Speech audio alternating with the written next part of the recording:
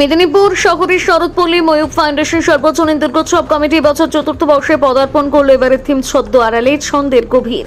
সাহিত্যিক সুকুমার রায়ের স্মৃতিকে নতুন প্রজন্মের কাছে তুলে ধরার এক অভিনব প্রয়াস দেখা গেল এই মণ্ডপে। উদ্যোক্তাদের ভাবনায় আধুনিক প্রজন্ম বই থেকে ক্রমশ দূরে সরে যাচ্ছে, তাই তাদের সামনে আবারও ছড়া কবিতা ও সাহিত্যের সৌন্দর্য ফিরিয়ে আনার উদ্দেশ্যে এই থিম নির্বাচন। পুরো মণ্ডপ জুড়ে সাজানো হয়েছে বাংলা বর্ণমালা, অ আ ক খ এবং সুকুমার রায়ের জনপ্রিয় ছড়া ও সাহিত্যকর্ম। এই সৃজনশীল প্রয়াসকে সম্মান জানিয়ে বিগ নিউজের পক্ষ থেকে পুরস্কার তুলে দেওয়া হয় শরৎপল্লী ময়ূক ফাউন্ডেশনের সর্বজনীন দুর্গোৎসব কমিটির হাতে।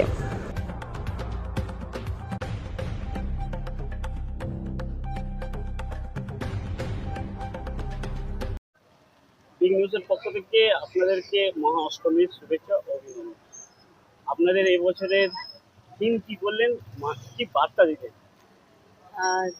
থিম আমাদের চিন্তা ভাবনা একটা ছিল যে যেহেতু 2023 সালে সুকুমার রায়ের মৃত্যুবার্ষিকী 100 বছর পূর্ণ হয়েছে, তো সেটাকে সামনে রেখে এবং আমাদের সেই সময়কার যে সাবেকিয়ানা তার সঙ্গে সাজুজ্য রেখে আমাদের প্রতিমা হয়েছে।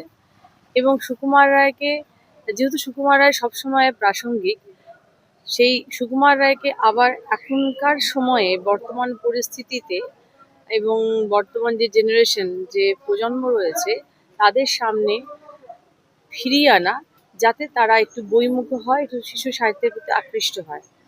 এবং 2 নম্বর হচ্ছে যে যেহেতু সুকুমার রায় হচ্ছে সর্বজনীন, মানে সুকুমার রায় ছোট থেকে বড় প্রত্যেকেই পড়েন। ছোটরা যখন পড়ে তাদের মতন আনন্দ উপভোগ করে, একজন 25-30 বয়সের মানুষ তার মতন করে তার মর্মার্থ খুঁজে পায়। আবার প্রাপ্তবয়স্ক মানুষও কিন্তু সুকুমার রায়কে যখন পড়ে সেইভাবে তার মানে খুঁজে পায়।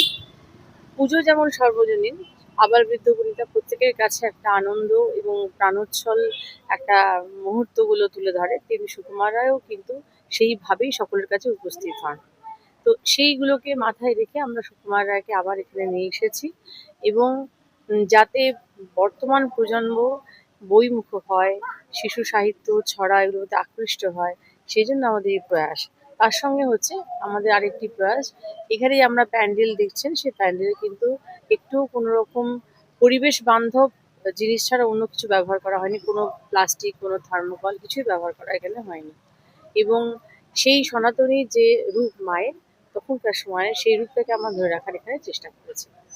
যেমন মানুষের হ্যাঁ, এবং শুধু তাই নয়, মায়ের যে সাবেকি মূর্তি সেই সময়কার, আমরা সেই চিরন্তন প্রথাকে এখানে কিন্তু তুলে ধরার চেষ্টা করেছি। চন্দ্রানী দাস, 23 নম্বর ওয়ার্ডের কাউন্সিলর, এবং সেই সঙ্গে হচ্ছে ময়ূক ফাউন্ডেশনের যে পূজা কমিটি আছে সেখানকার উপদেষ্টা মন্ত্রীর মধ্যে একজন। কি বলবেন এই পুজো কমিটি? এই প্রসঙ্গে প্রথমেই বলতে হয় যে ইন্টারনেট যেমন একটি সমস্যা, তার সঙ্গে বর্তমানে আরও একটি সমস্যা, সেটা হচ্ছে বাংলা এবং বাংলা ভাষার অস্তিত্ব, বাঙালি এবং বাঙালি ভাষার, বাংলার যে ভাষার অস্তিত্ব, এই অস্তিত্বের সংকটে দাঁড়িয়ে পশ্চিমবঙ্গের একজন মানুষ হিসাবে বাংলা সাহিত্যকে নিয়ে কোনো কিছু ভাবনা চিন্তা করা প্রত্যেকের প্রয়োজন।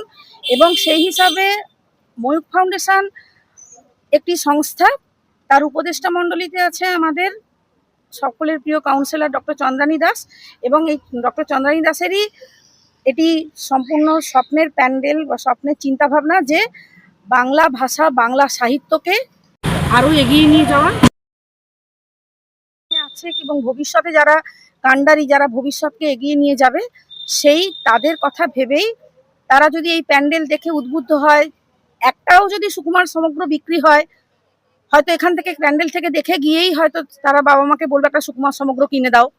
সেটাই আমাদের কাছে একটা পরম পাওয়া। আমি এই যে আমাদের মণ্ডপ, সেখান থেকে এটাই আমার মনে হয়েছে যে বাচ্চাদের কথা ভেবে এবং বাচ্চাদেরকে বাংলা ভাষামুখী করার জন্য এই প্যান্ডেল আমার কাছে প্রচণ্ডই একটা ইন্সপিরেশনের কথা বলে মনে করছি। আমার নাম শৈলী চক্রবর্তী।